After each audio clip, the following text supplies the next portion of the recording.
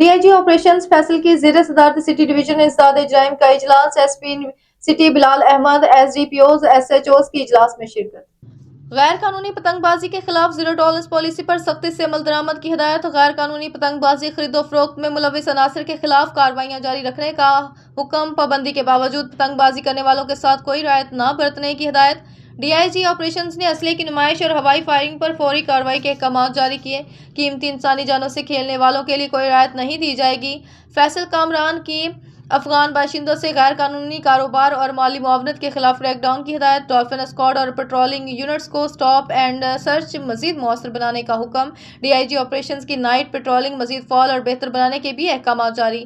Field और थानों में आने वाले हर शहरी से इज्जत और एहतराम से पेश आया जाए। डीआईजी ऑपरेशंस का एसआईपीएस प्रोटोकॉल पर मुकम्मल अमल दरामद यकीनी बनाने का हुक्म। सीएमएस शिकायत पर तफ्तीशी अफसरान को फौरी राब्ता यकीनी बनाने का हुक्म दिया गया। हैरेसमेंट कॉल्स और शिकायत पर फौरी और मौसर कार्रवाई की जाए। DIG operations.